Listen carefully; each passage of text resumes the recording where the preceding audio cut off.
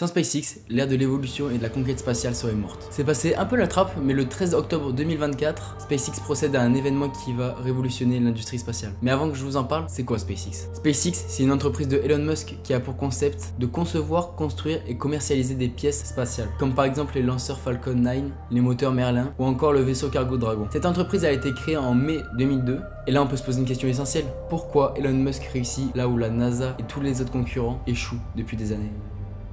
La réponse elle est simple, l'entreprise de Elon Musk elle est pas dépendante du système américain. Là où la NASA, elle est dépendante du système et du réseau américain. Elon Musk il a pallié ce problème très simplement, il a créé son propre réseau.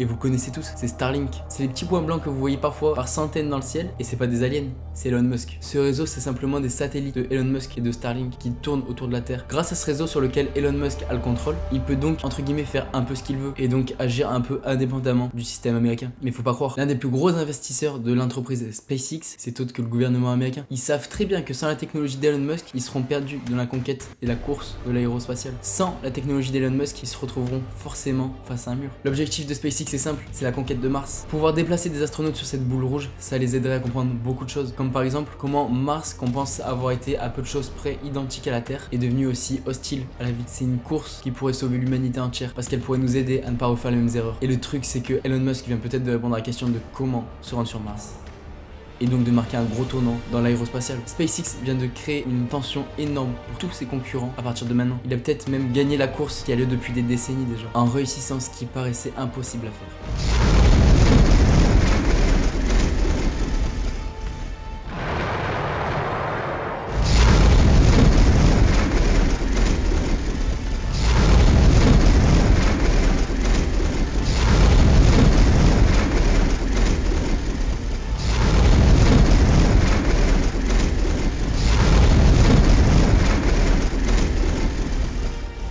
Le 13 octobre dernier, le lancement d'une fusée SpaceX a lieu. D'accord, c'est seulement un test, mais c'est pas le lancement en lui-même qui est important. Pour ceux qui le savent pas, une fusée, quand elle décolle, quand elle arrive à une certaine hauteur, elle lâche les propulseurs et l'étage inférieur d'elle-même, pour donc avoir plus de puissance. Le fait qu'il n'y a pas de fusée qui décolle chaque jour, il s'explique très facilement, et pour diverses raisons. C'est très cher, très long et complexe de concevoir une fusée. C'est là que SpaceX intervient. Là où tout le monde a échoué, eux, ils ont réussi. Au cours de ce lancement, la fusée a bien décollé, tout s'est bien passé, mais c'était pas ça qui était visé en premier. L'optique de ce lancement, c'était plutôt de faire revenir un morceau de la fusée. Ils ont réussi à rattraper les lanceurs qu'on appelle les boosters, et ça change tout. Comme je vous l'ai dit juste un peu avant, les lanceurs, donc les boosters, sont largués par la fusée pour avoir plus de puissance à une certaine altitude. Et jusqu'à là, tous les boosters qu'on récupérait, ils étaient morts. Ils atterrissaient dans la mer et on pouvait plus les utiliser. SpaceX a réussi à rattraper ces boosters, et c'est pas misé sur de la chance. Ils ont passé des mois et peut-être même des années à concevoir un programme qui ferait que le booster revienne là où il a décollé. Après cette innovation folle, ça va réduire le temps de conception d'une fusée, ce qui veut dire plus de fusées, plus de lancements, moins de pollution pour la construction des fusées, parce que les lanceurs, eux, sont déjà présents et sont déjà fabriqués. Ça paraît peut-être rien pour vous, mais grâce à cet exploit, la conquête de la planète rouge sera beaucoup plus facile d'accès, car on pourra faire plus de tests pour mieux comprendre comment atteindre la planète et donc comment parvenir à explorer Mars. SpaceX vient peut-être de marquer une révolution spatiale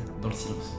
Faut savoir que dans le meilleur cas, le voyage Terre-Mars pourrait se faire en 258 jours. Les seules causes qui nous empêchent pour l'instant de visiter la planète rouge, c'est le manque de moyens financiers pour reconstruire des fusées complètes. Ce problème est donc maintenant résolu par SpaceX. Ça, c'était le problème majeur, mais Elon Musk et son entreprise, en rattrapant les boosters, ont réglé ce problème. Le deuxième gros problème nous empêchant d'aller sur Mars, c'est que compte tenu de la faible densité de l'atmosphère martienne, il faut que le vaisseau atterrisse sur un plateau de basse altitude pour que l'atterrisseur ait le temps de freiner avant son atterrissage. La visite de la planète martienne est bientôt peut-être possible. Nous ne sommes qu'à l'aube d'une révolution de la conquête spatiale. J'espère que cette vidéo vous aura plu, n'hésitez pas à vous abonner, ça soutient directement la chaîne. Moi je vous dis à très vite pour une prochaine vidéo samedi. Bye bye.